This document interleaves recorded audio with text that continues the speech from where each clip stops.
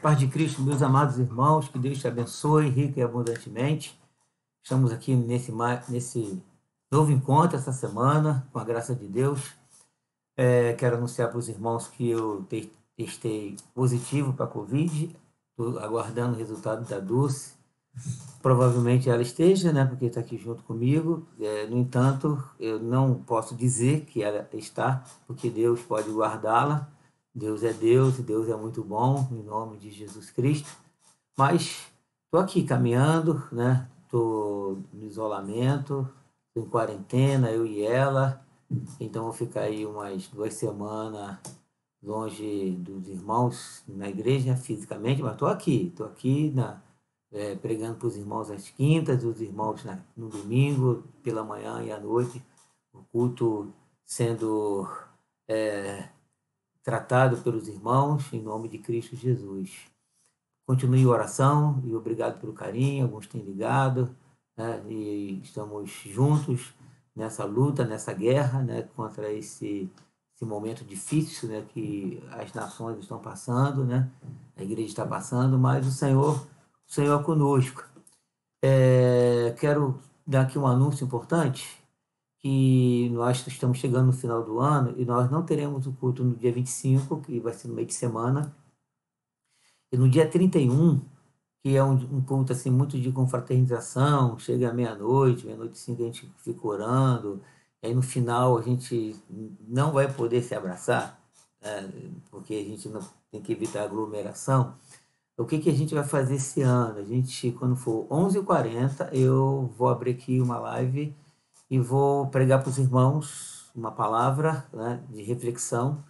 E aí, meia-noite, a gente vai orar junto, né? Se você desejar participar desse momento junto comigo e com Dulce, nós vamos orar juntos e pedir a Deus que nos guarde e nos dê um ano de 2021 abençoado na presença dEle, com fé, com confiança nele, né? Na convicção de que Ele está cuidando de nós, né?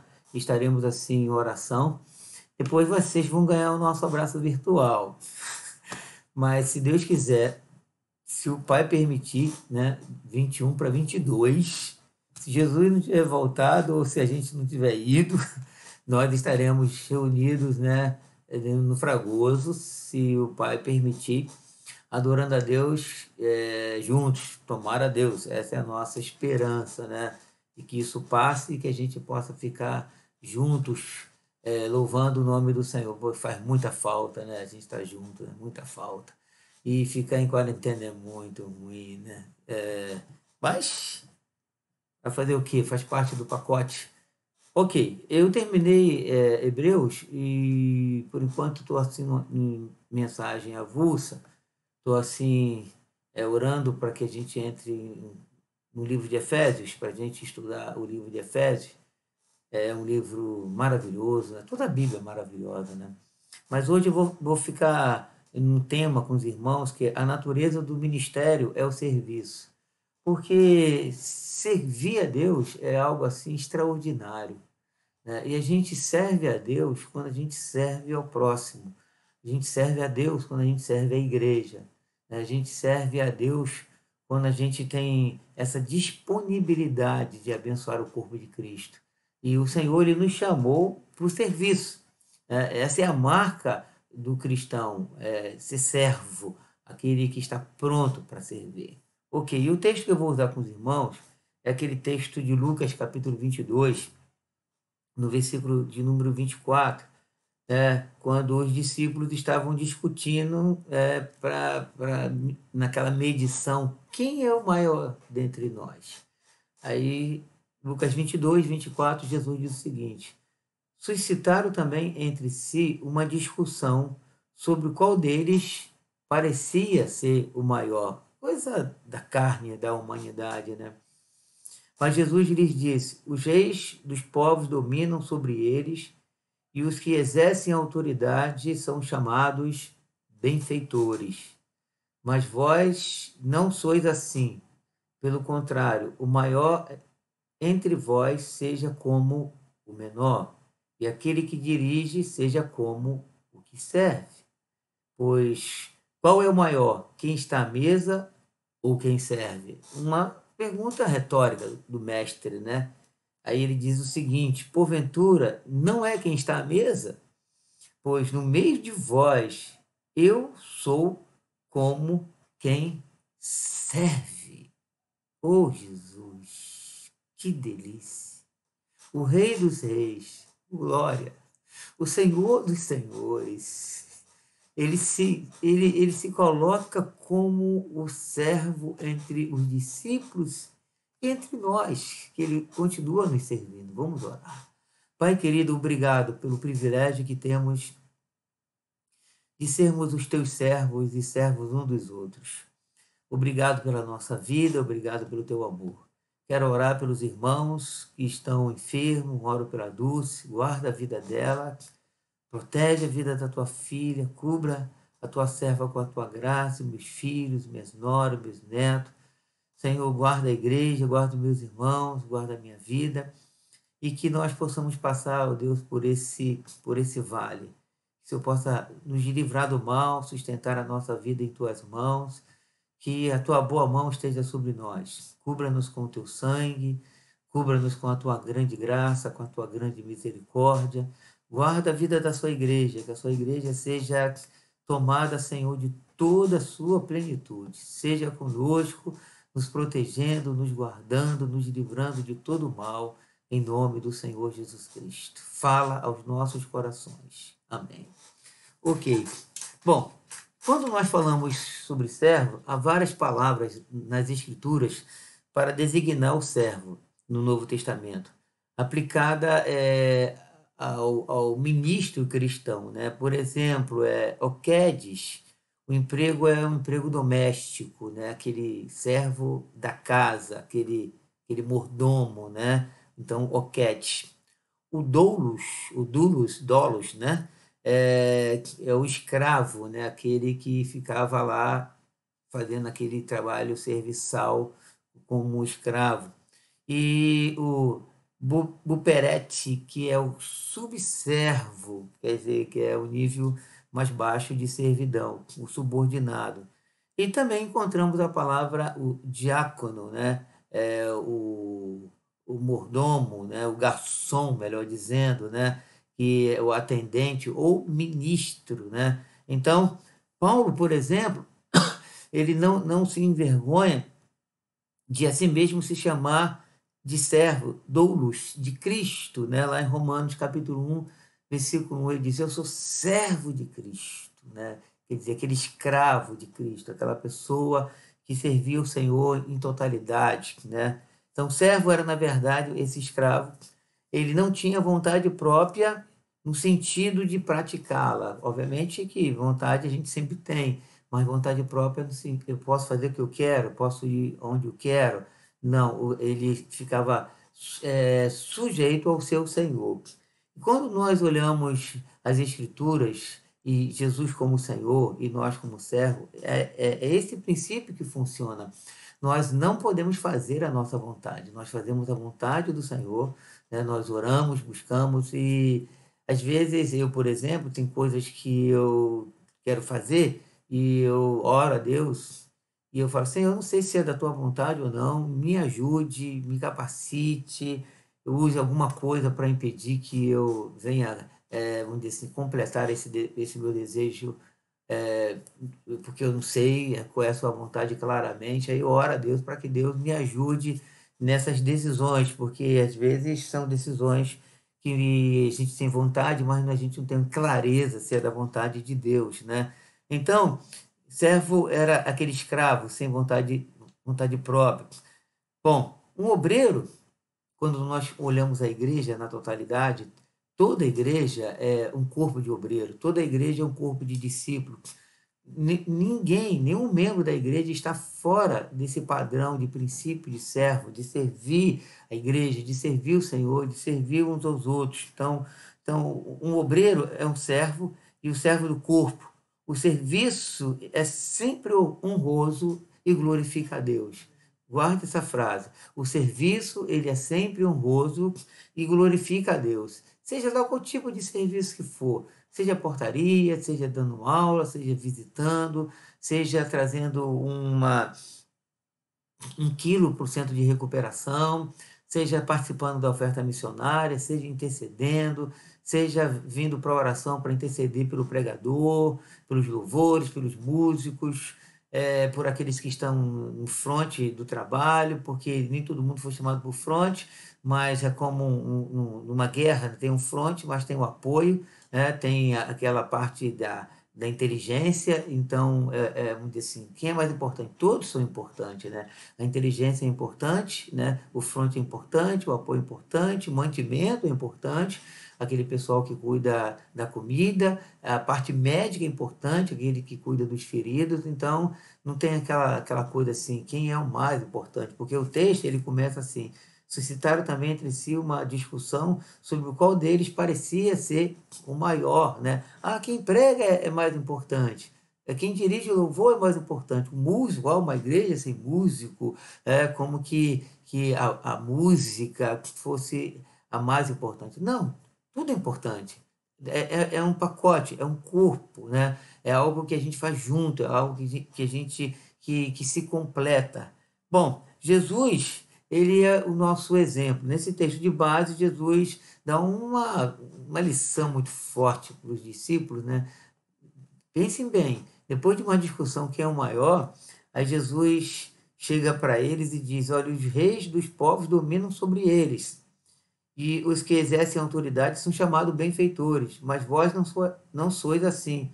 Pelo contrário, o maior entre vós seja como o menor, e aquele que dirige seja como o que serve. Jesus então faz um contraste aqui para mostrar para os seus discípulos direto que eles deveriam ser o menor.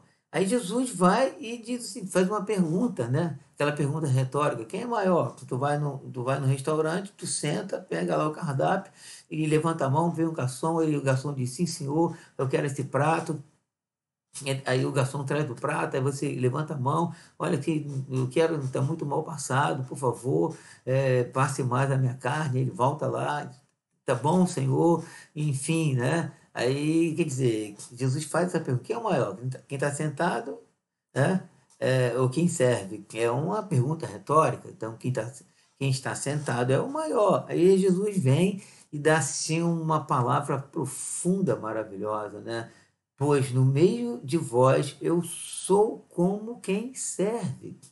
Então Jesus disse que ele era o menor, ele era aquele que estava servindo. Essa é a nossa linha. Quando nós chegamos em Filipenses capítulo 2, versículo 5 a versículo 7, que é aquele texto clássico sobre a humilhação de Cristo, aí o apóstolo Paulo disse que ele, mesmo subsistindo em forma de Deus, não julgou como usurpação ser igual a Deus, ante a si mesmo se esvaziou, assumindo a forma de servo, né? E assim mesmo se humilhou. Aí o apóstolo Paulo conclui dizendo, por isso o Pai o exaltou, né, sobremaneira e deu um nome que está acima de todo nome. Então o nosso Senhor, ele se esvazia e o apóstolo Paulo diz, ele assume a forma de servo. A Isaías, por exemplo, ele é inspiradíssimo para dizer 3 ou 4 capítulos sobre o servo sofredor, como Jesus ia sofrer, a profecia, e sofreu, se cumpriu,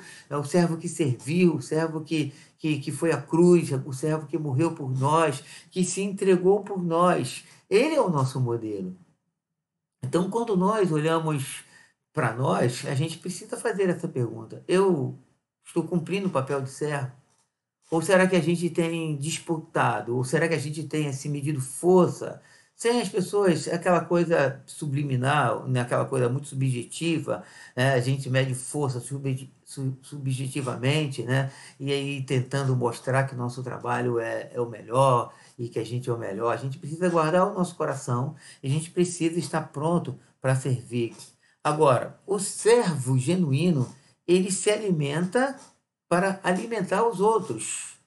Quer dizer, ele busca para dar. É como as aves, né? Os animais que têm os filhotes, o que eles fazem? Eles saem à caça e aí comem, aí voltam para o ninho e devolvem a comida para o seu filhote. Então, eles se alimentam para se alimentar. É aquela história do pinguim que passa não sei quanto tempo fora e um dos cônjuges fica guardando o ovo, né? Ou então um filhote, aí quando o outro volta do mar, aí divide aquela comida, aí depois o outro vai. Quer dizer, esse é o papel do servo. O servo se alimenta para alimentar outros. Então nós precisamos ter cuidado com isso, porque às vezes a gente só fica querendo receber. A gente tem assim aquele sentimento de autopiedade, autocomiseração.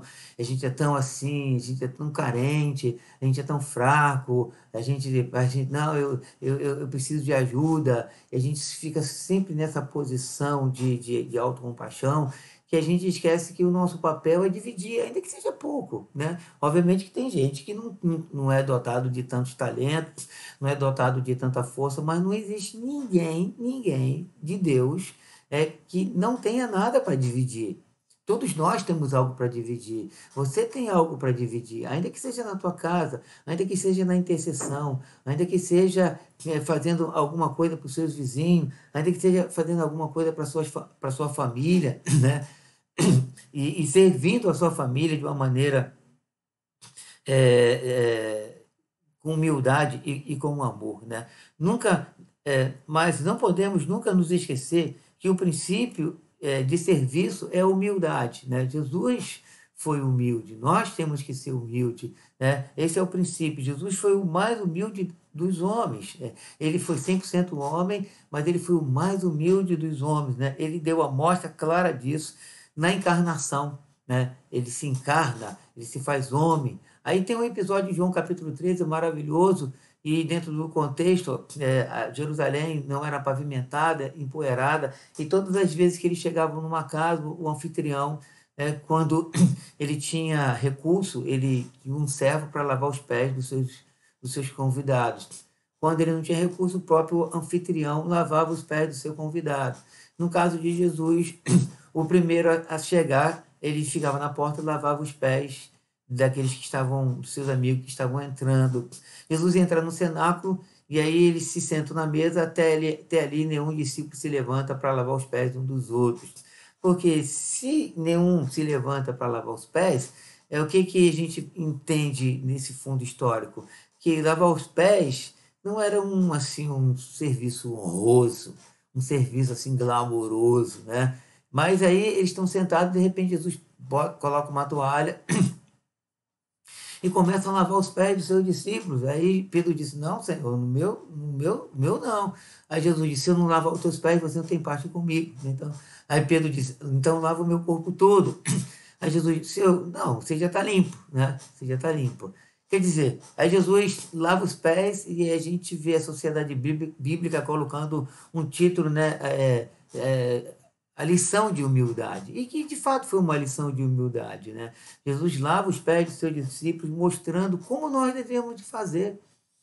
Aí eu pergunto: você é alguém chamado por Deus? Eu sou alguém chamado por Deus, mas nós temos servido ao nosso próximo? Porque quando servimos ao nosso próximo, servimos ao Senhor.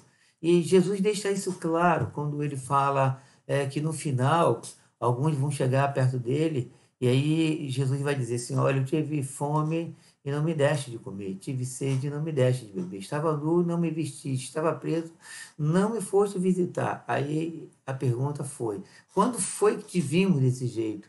Aí Jesus fala assim: quando vocês deixaram de fazer a um dos meus pequeninos, a mim deixaram de fazer. Quer dizer, Jesus está dizendo que quando nós servimos aos pequeninos, nós estamos servindo ao Senhor. Então, o serviço é algo que nós fomos criados para isso, né? Quando eu digo que fomos criados para isso, a gente percebe que toda a criação de Deus, mesmo as pessoas que não são cristãs, muitos têm esse senso de serviço. Tem as ONGs, que a gente pode ver agora, nesse período da pandemia, as manifestações de serviço, de contribuição, de generosidade, né, de pessoas fazendo comida, de pessoas enviando remédio, de pessoas dividindo o seu recurso. Por quê? Porque é a natureza de Deus. O homem foi criado à imagem e semelhança de Deus. Então, ser generoso, vamos dizer assim, participar desse serviço, né, com o próximo, é algo que faz parte de Deus. E Deus nos criou dessa maneira. Quanto mais nós que somos cristãos, quanto mais nós que somos do Senhor, E nós precisamos praticar isso, ter o nosso coração aberto para isso, né? Procurar servir a igreja onde nós, por exemplo, congregamos. E a gente pode servir de várias formas, né? A gente pode servir na formalidade, quer dizer, os trabalhos que são formalizados na igreja. Nós podemos servir na informalidade. O que significa isso? A gente sabe que alguém está precisando, está necessitado, a gente vai lá e socorre. A gente tira do nosso bolso, né? Às vezes, é engraçado que às vezes tem essa necessidade, né? Às vezes tem uma necessidade muito pesada e que uma pessoa só não vai conseguir suprir aquela necessidade. Então a gente fala com a igreja, se mobiliza, como algumas vezes nós fizemos isso na igreja, pessoas chegam para mim e falam de uma necessidade de alguém, que é uma necessidade cara, ou a questão de saúde, de exame caro, e a gente se mobiliza e paga. Mas às vezes é uma questão de uma cesta básica e que a gente não precisa falar com ninguém. A gente vai lá e compra, ou de um remédio de R$ 20, R$ 30. De repente você não tem os 20, os 30, eu compreendo isso, nem todo mundo tem essa disponibilidade, mas às vezes a gente tem essa disponibilidade, né? E às vezes a gente fala assim, poxa, a igreja podia ajudar, né? O irmão, a gente sai de lá e a gente até fala, vou falar com o bispo, né? Para ele comprar esse remédio. Às vezes o remédio custa R$ 30 e você tem R$ 1.000 no bolso. Aí você acha que tem que fazer uma vaquinha com outras pessoas quando você tem R$ 1.000 no bolso. Será que não pode comprar um remédio de 30? Ou não dá uma cesta básica de 50, 60? Né? Quer dizer, a gente precisa estar aberto, né? Na intercessão, a gente precisa estar aberto numa palavra. Serviço não é só coisa física, coisa material.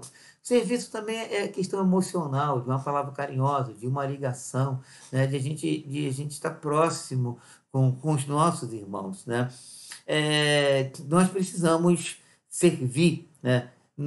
Não podemos tirar os nossos olhos do serviço, porque a gente foi chamado para isso. Você foi chamado para isso.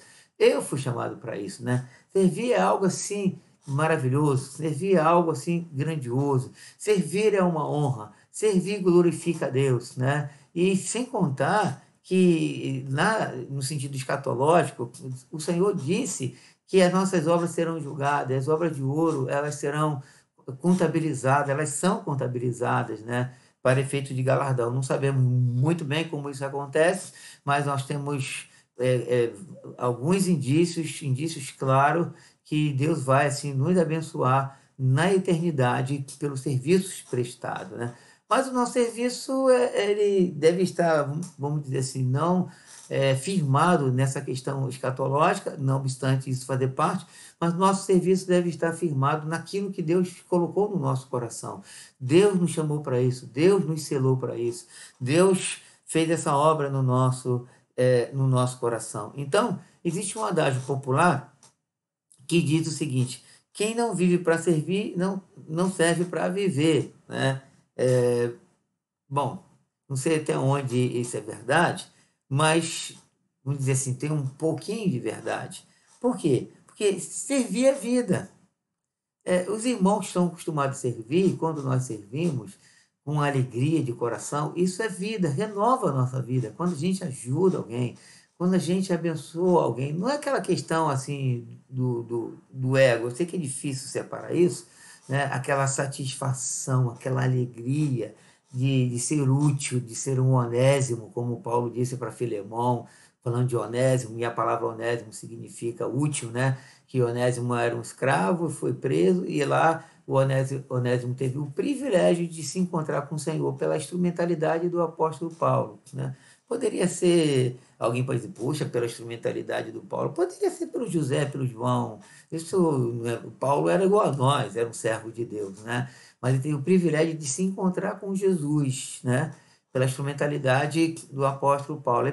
Paulo escreve uma carta para Filemão, recebe Onésio, ele foi teu escravo, né? Agora receba como teu irmão amado, agora ele vai ser útil para você. Então nós somos úteis, então quando nós servimos, é vida, é uma vida maravilhosa. Quando nós servimos, nos renova. Às vezes você, por exemplo, alguns irmãos que fazem visita, a gente vai visitar alguém, e quantas vezes a gente vai visitar alguém, a gente sai renovado. renovado, porque a gente vai levar um consolo, a gente sai consolado.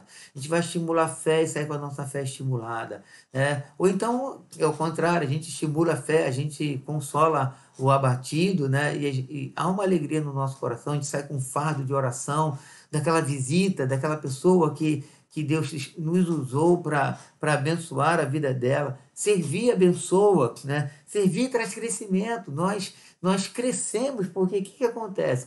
Quando alguém serve, ele se prepara para servir. E nesse preparo a gente se aproxima de Deus, nesse preparo a gente cresce em oração, nesse preparo a gente cresce, a gente é maturado pelo Senhor, nesse serviço a gente encontra, vamos dizer assim, dificuldades que trazem crescimento, a gente encontra alegria que trazem crescimento. Então, servir, ele traz um crescimento no sentido amplo da palavra.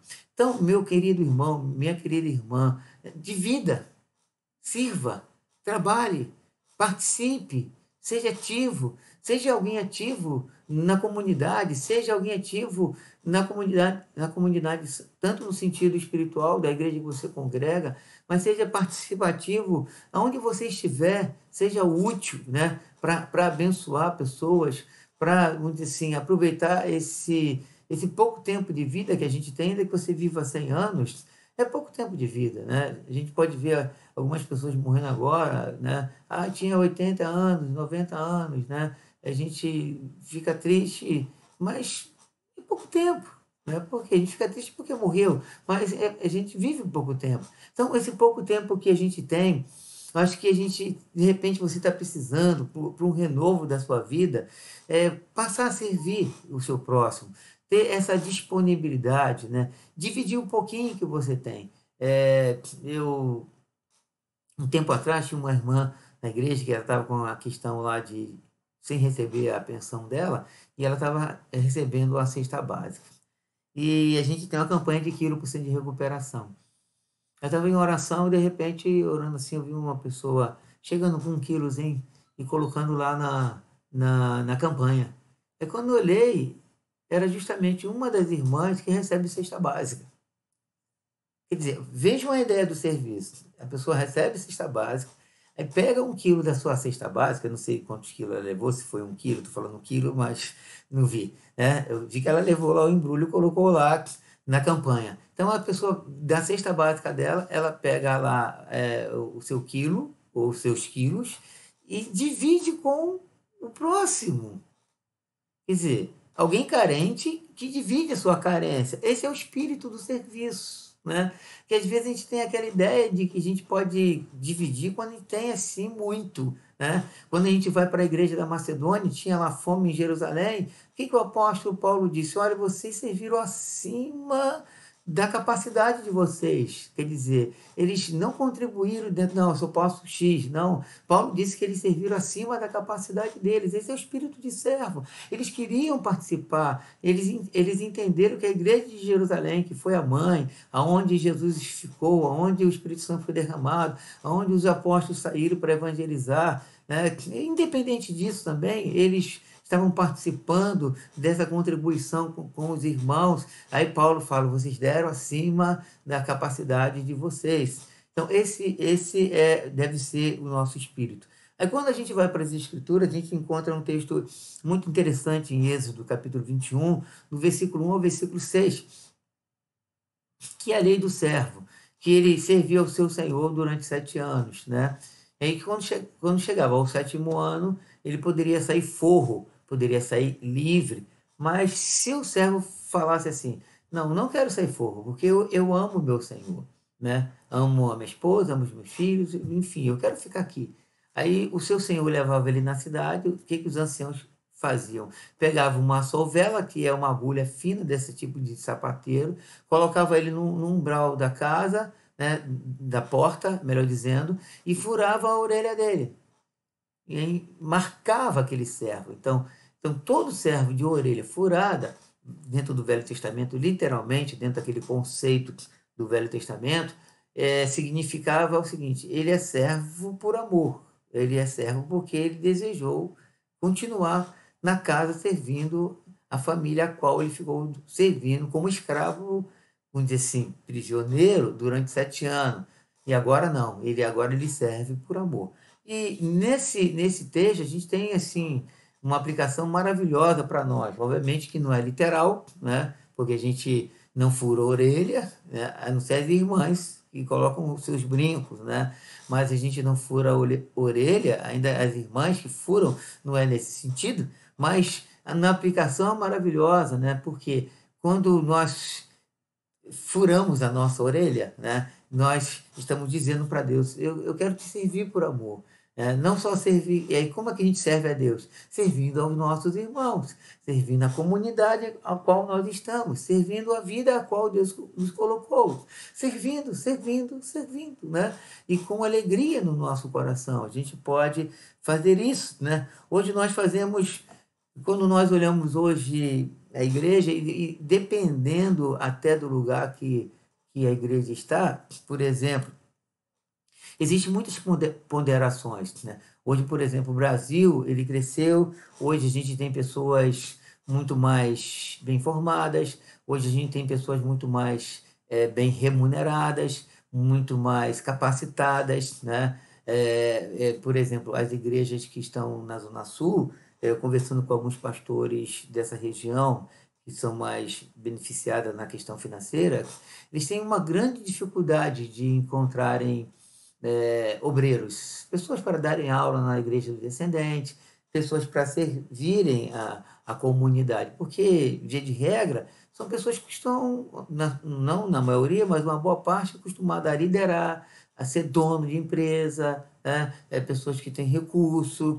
E aí, quando chega na igreja, ele não tem o título dele, ele tem que ser colocado, vamos dizer assim, no ralo, né? O diploma dele tem que ir para o ralo, a capacidade dele tem que ir para o ralo, né? A capacidade, vamos dizer assim, não bíblica, mas a capacidade de informações tecnológica, biológica, química, sei lá o quê, tem que ir para o ralo. Aí ele tem que olhar para aquela comunidade e dizer assim: todos aqui são meus irmãos, todos aqui são servos, deixa que eu vou lavar o banheiro. E pensa bem um diretor de uma empresa pegando uma vassoura para lavar o banheiro da igreja, né? E só alguém que de fato recebeu Jesus como Salvador e a revelação que ele foi chamado para servir, né? Estou dizendo que ele tem que lavar o banheiro da igreja, mas se precisar, ele pode lavar o banheiro da igreja. Fica na porta, tira oferta, dá aula para as crianças. E o pastor disse assim: Ei, irmão, senta aqui, irmão, por favor, você poderia fazer isso aqui para mim? Né?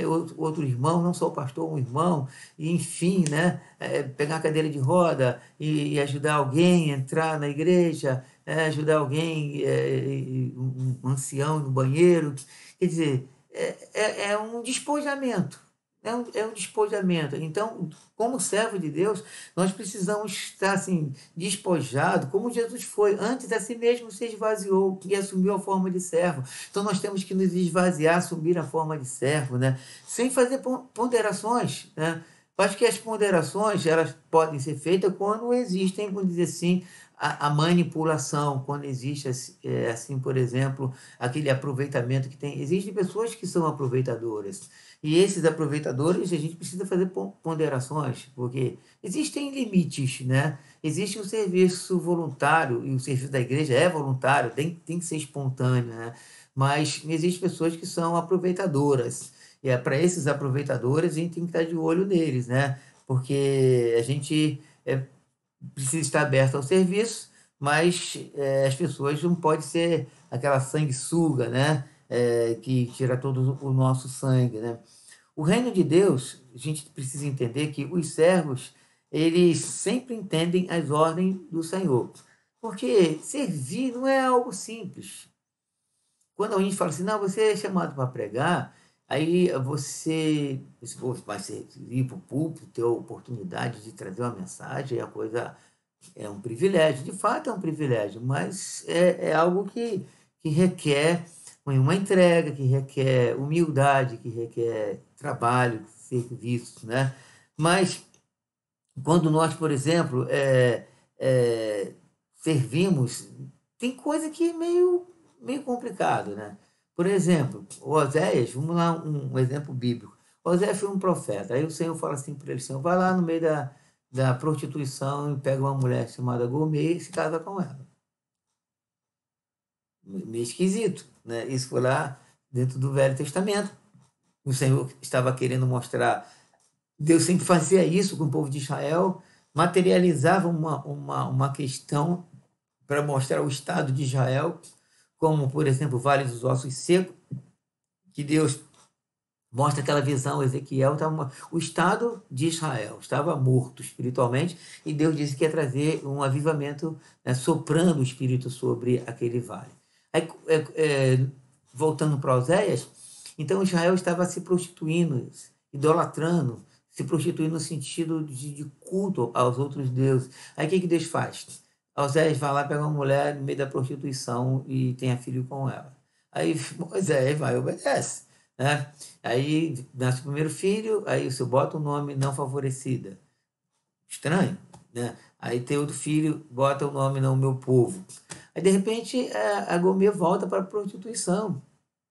Aí Deus fala assim para Oséias, vá lá e buscar ela de volta.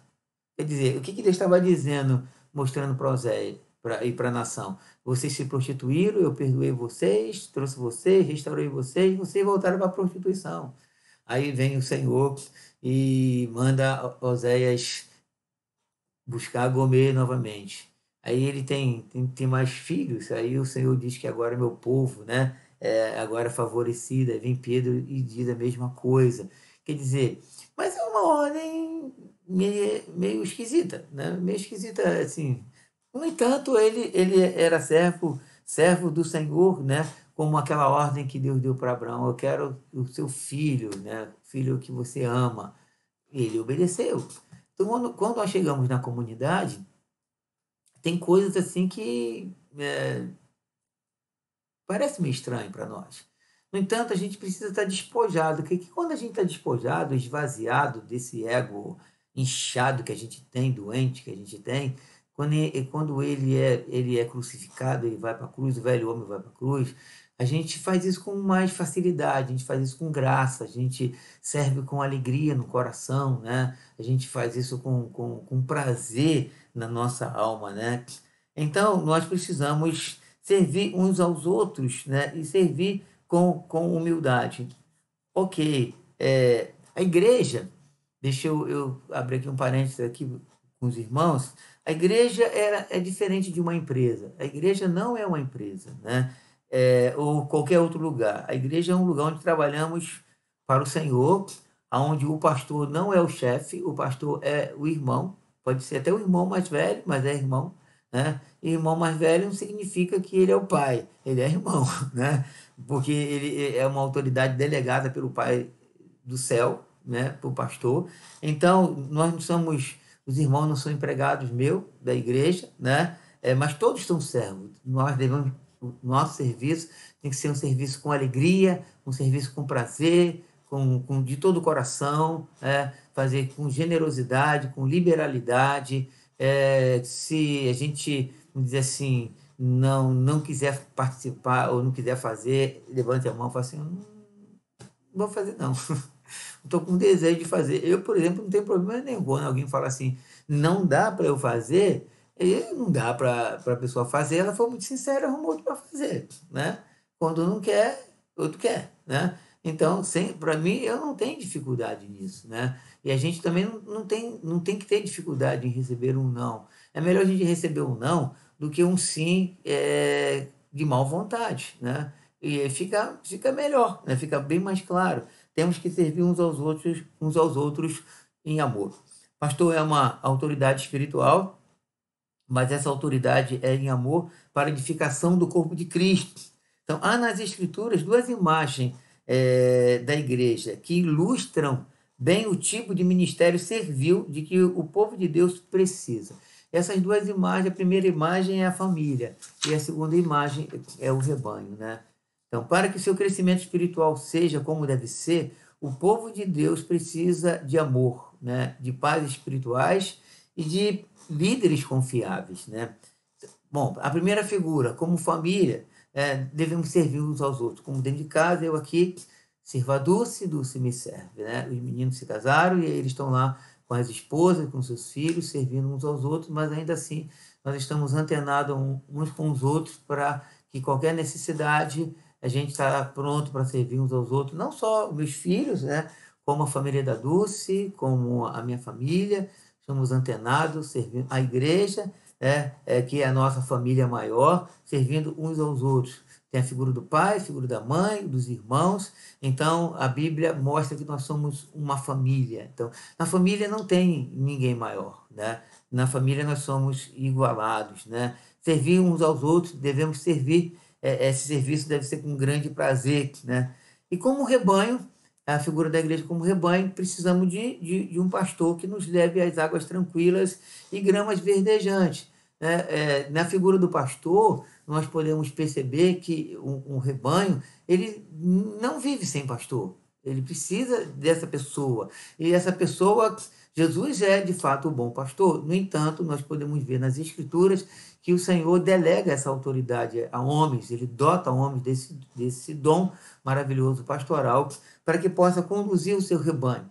E então a figura do pastor é importante, é alguém que serve, não é alguém que, vamos dizer assim, ele é servido e serve. Há uma troca, né? Há uma troca. Então, mas ele não é aquela figura importante que tem que ser celebrada, que sabe, que tem que ganhar faixa, que tem que se ganhar aplauso, e aquele montão de presente, aquela coisa. Bom, pelo menos eu não entendo desse jeito, né? Estou dizendo que quem entende desse jeito está errado. Meu entendimento é outro. Meu entendimento é assim, a gente se igualar, a gente ter o tratamento igual, né? O tratamento igual para todos os irmãos, né? Um abraço para todos os irmãos, uma oração para todos os irmãos, né?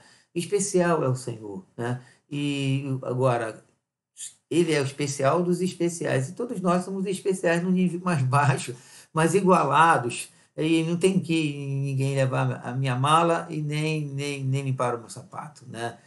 A gente é irmão, né? Mas o que podemos ver nas Escrituras é que todos têm responsabilidade na igreja. O pastor tem a sua responsabilidade, os membros têm a sua responsabilidade. Então você não é isento de responsabilidade. Você não pode dizer assim, não, isso aí não é problema meu. É problema seu, sim. Se você é membro da igreja, se você é da família de Deus, é como se estivesse assim, dentro de uma casa e tivesse lá uma dificuldade, você visse uma coisa assim fora do lugar, aí você diz, não, isso não é problema, isso é problema do meu pai. Ora, mas às vezes seu pai não viu. Seu pai precisa de ajuda. Como na igreja, às vezes o pastor não viu, ele precisa de ajuda. Não é aquela. Não precisa. Tem muitas coisas, por exemplo, na igreja que a gente vê, não precisa dizer ir para o pastor e falar com o pastor. Obviamente, tem coisas, como Jetro disse para Moisés: olha, as coisas graves trazem para você. Tem coisa que a gente pode resolver, tem coisa que você pode suprir, né?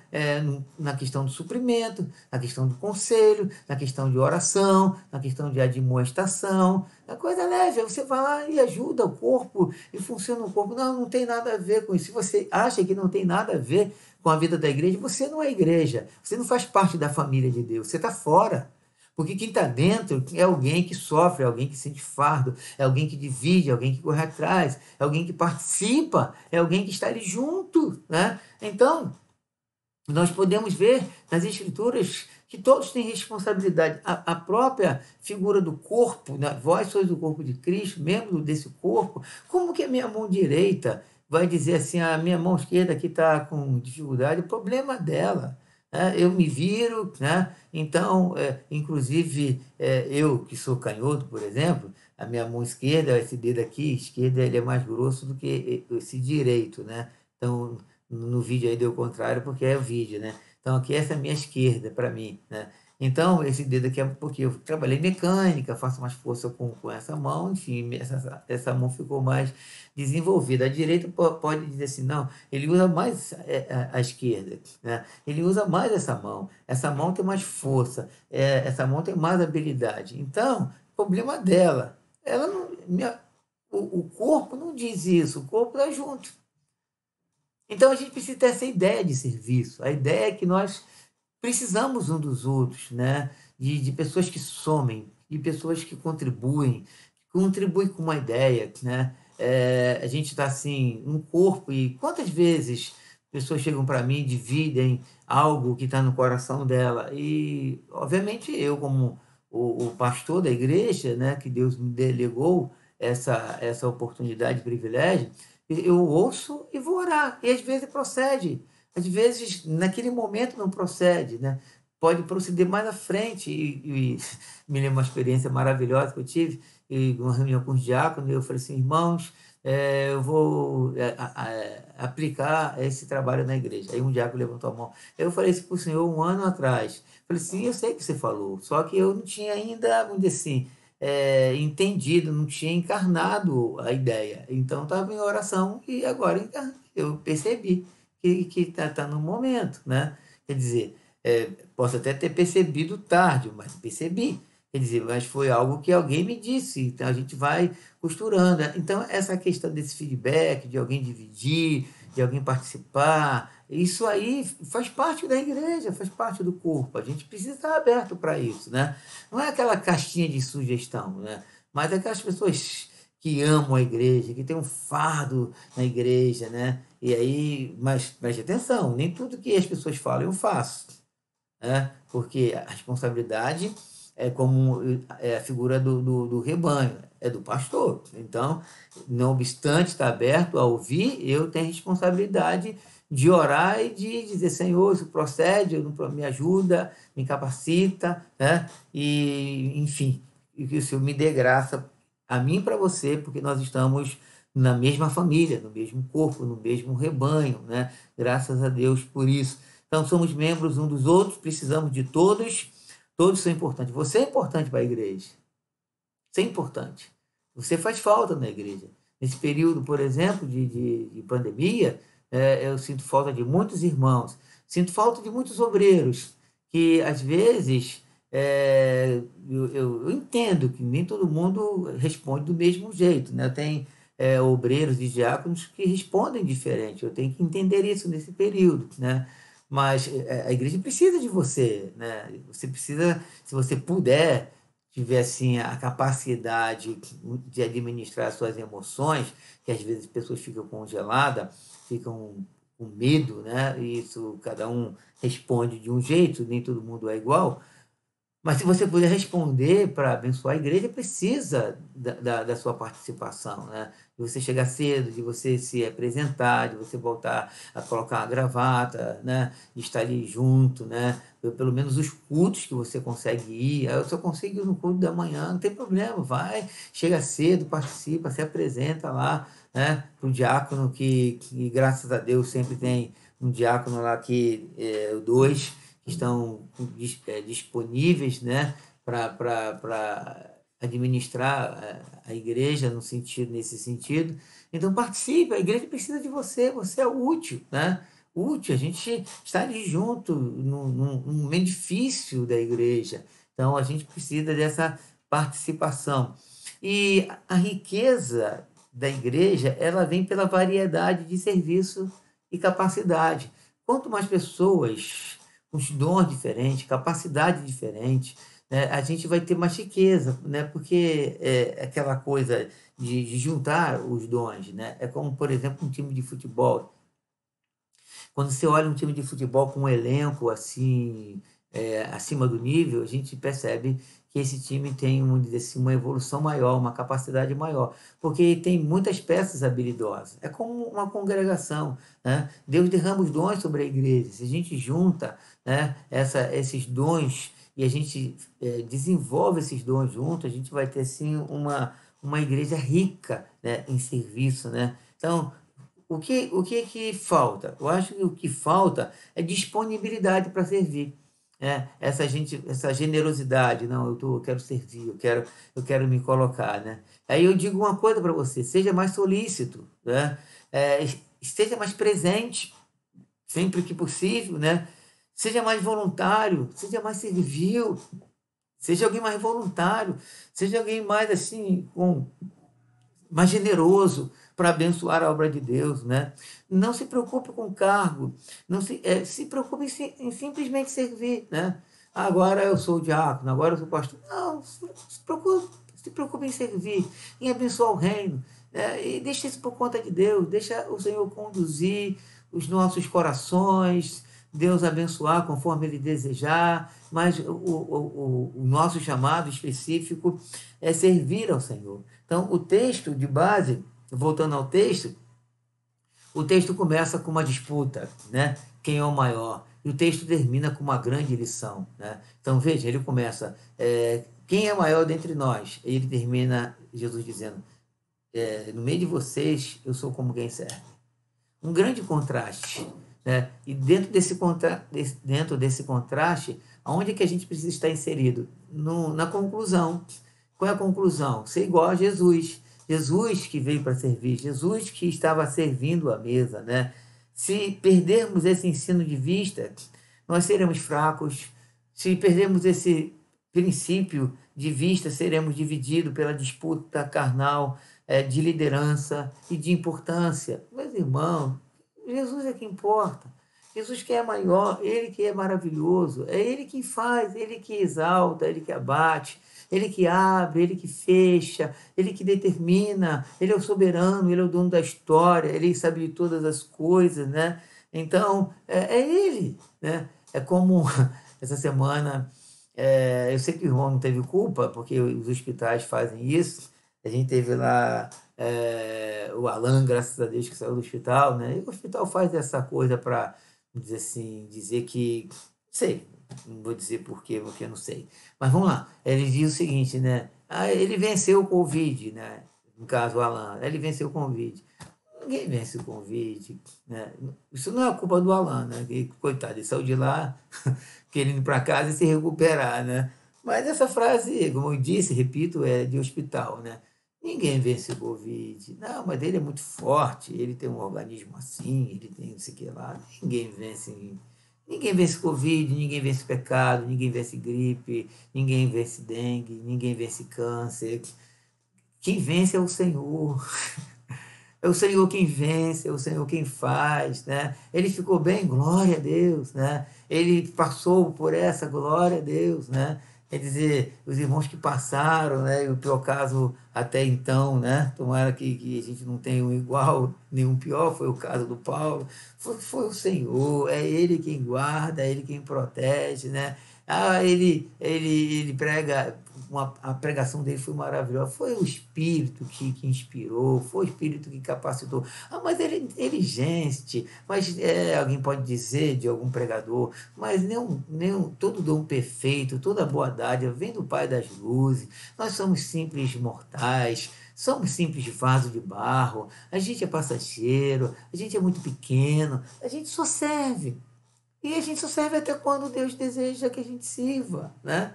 Então, estou aqui com os irmãos, infectado, eu estou pregando aqui para os irmãos, mas por causa do Senhor, foi é Ele que tem dado graça, é Ele quem faz, né? Ah, não, o bispo não, não sou nada, sou igual a você, fraquinho, tem medo de um montão de coisa, como você. É Ele, o Senhor dos senhores, o Rei dos reis, aquele que segura na nossa mão direita, é Ele que sustenta a nossa vida, é Ele que nos guarda. Glórias ao Senhor. E mais, quem é o mais importante entre nós? Jesus disse que é o menor, que é o mais simples. Aí Jesus está.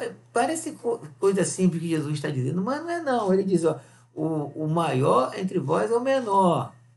Isso, vamos dizer assim, teoricamente, a gente pode montar essa equação. O menor é o maior, mas na prática, subjetivamente, isso é muito mais complicado, né? Você olhar para o corpo, você olhar para os irmãos, você olhar para as pessoas e considerá-las superior a você, que é um princípio bíblico, mas não é um princípio simples. A gente precisa do Espírito, a gente precisa do Senhor, da capacidade de Deus para a gente viver isso. Viver isso literalmente, viver isso subjetivamente, viver isso de fato, né, nas entranhas. E olhar, assim, eu sou o último da fila. Uau. Pense bem, você olhar assim para a igreja, eu sou o último da fila, né? Sem aquela questão de autocomiseração. Não estou dizendo isso não, né? Ó dó, vida, sou o pior. Não é isso, né? Mas olhar assim, não, os irmãos são mais capacitados pelo Espírito do que eu. Deus deu mais dons para os irmãos. Isso não é muito simples. A gente precisa do Espírito Santo para que a gente possa viver de fato desse jeito. Mas, concluindo, o que nós temos que fazer? Fazer como o Senhor. Temos que tomar a toalha, como o mestre fez. Ele toma a toalha, lava os pés, né? dos seus discípulos, né? E se fizermos isso, faremos bem à igreja. Se fizermos isso, honraremos a Deus. Se fizermos isso, nós teremos uma nova dimensão de vida espiritual, né? Uma vida mais entregue, de uma vida mais preocupada em glorificar a Deus através do serviço ao Senhor, né? A história de Deus, e eu fecho a minha exposição desse capítulo 22 de Lucas, dizendo de Deus, né? A história de Deus é a história de serviço. O próprio Deus, o todo soberano, ele é servo. Ele serviu criando o homem. Ele serviu providenciando a redenção do homem. Ele serviu dando a criação para o homem, os animais para o homem, as frutas, os legumes, o mar, os peixes, né? Enfim, o oxigênio, né? A família, a igreja. Foi ele quem deu tudo. Ele continua dando tudo. Ele é o nosso modelo. Aí ele dá Jesus, aí vem Jesus, o Deus encarnado, e ele não fica satisfeito de dar a criação para nós, ele dá o seu filho, aí vem ele, o Deus Todo-Poderoso, se encarna e tira a toalha e lava os pés dos discípulos. Um ensino claro, profundo, difícil, mas